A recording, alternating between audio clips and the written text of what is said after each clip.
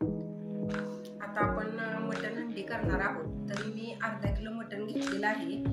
1 तास अगोदर हळद, मीठ, आलं लसूण पेस्ट लावून मॅरिनेट करायला ठेवलेलं आहे.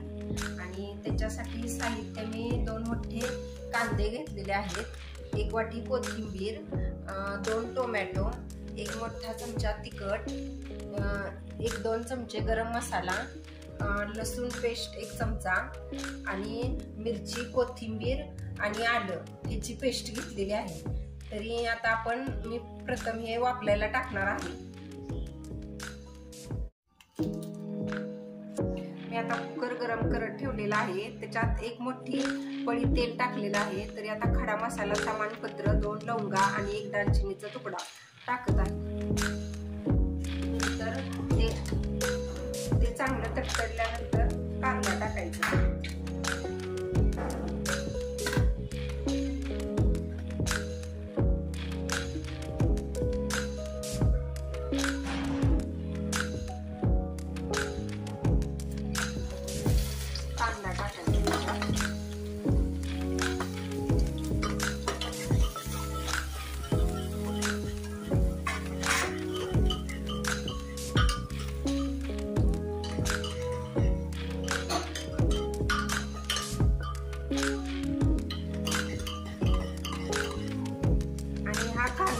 लाल असा क्रीम कलर सारखा होऊन द्यायचा आणि नंतर मग त्याच्यात टोमॅटो टाकायचा.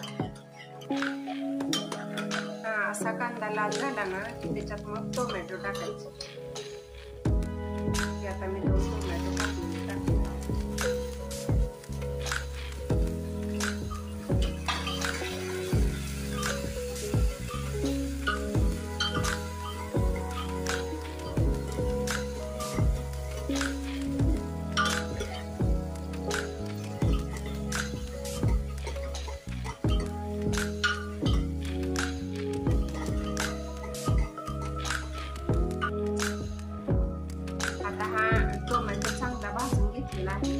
आता त्याच्यात 1 मोठा चमचा लसूण टाकणार आहे. जरा चांगला भाजला ना की मग ती कोथिंबीर, मिरची आणि आलं बारीक केलेलं आहे त्याचा 1 चमचा, पोहेचा 1 चमचा छोटा पेस्ट टाकणार.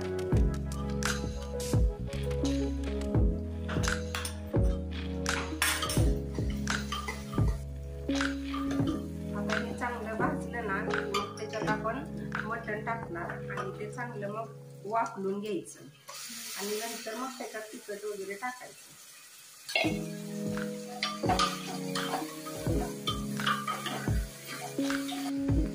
आता हे मी त्याच्यात पाणी वगैरे काय टाकलेलं नाही. हे चांगलं तेल सुटेपर्यंत वाफलून घेणार आणि नंतर मग त्याच्यात तिखट वगैरे टाकणार. असं झाकण ठेवून पाणी सुटेपर्यंत चांगलं वाफलं. आता बघूया आपण त्याला पाणी सुटले का. आता बघा त्याच्यात कसं छान तेल सुटलंय. असं मस्त पीस असे वाफलून निघाले. हे असे छान वाफवले ना म्हणजे मग मटणाचा, हळद मिठाचा वास येत नाही. म्हणून हे पूर्ण असं चांगलं वाफवून घ्यायचं. जेवढे आपण चांगले वाफलो तेवढी त्याला टेस्ट चांगली लागते. अजून एकदा आपण झाकण ठेवून थोडा वेळ आणि 5 मिनिटं वाफवून घेऊ. झाकण काढून ह्याला तेल सुटलंय का बघणार आहे. त्याला तेल वगैरे पण छान सुटलेलं आहे. आता ह्याच्यात आपण चटणी टाकायची. चटणी नेहमी तेलात टाकायची. पाण्यात टाकली ना की मग त्याचा वास येतो आणि अशी चटणी खाल्ल्यावर कालवण लागते. तेलात चांगली वाफली घ्यायची. तिखट वगैरे पण छान येते. आता हे थोडा वेळ झाकण ठेवून असंच आपण वाफरून आणि घ्यायचं. थोडा वेळ वाफरून काढते. ही आपली चटणी चांगली मिक्स झाल्या का आपण बघूया.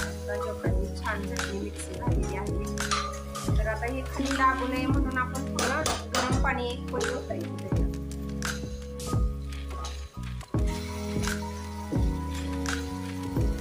गरम पाणी ओतून आणखी झाकण ठेवून थोडा वेळ असं वाफरून द्यायचं.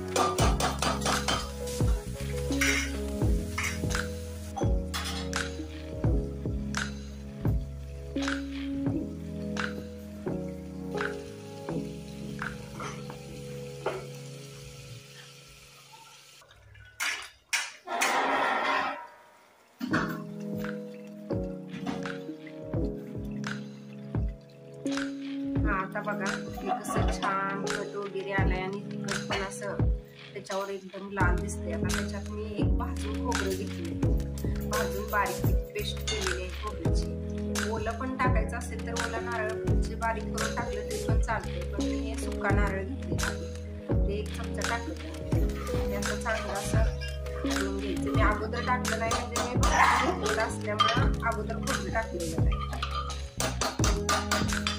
आपण जर भाजून नाही घेतलं ना तर मग ते कांद्यातच टाकायचं भाजतानाच. थोडं पाणी ओतायचं आणि आणखी जरा वाफवून घ्यायचं.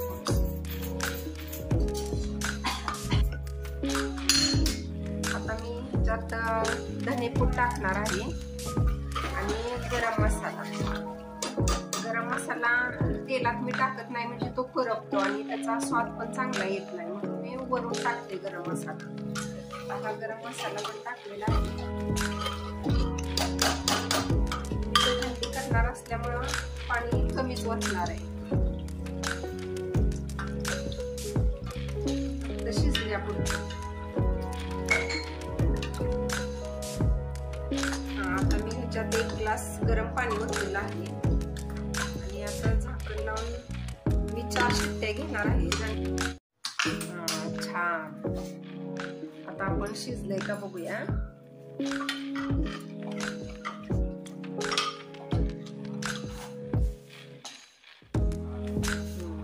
छान शिजले. मी ह्याला 4 शिट्ट्या घेतल्या होत्या. 1 नंबर शिजलेला आहे. चला आता आपण ताट करूया जेवायला.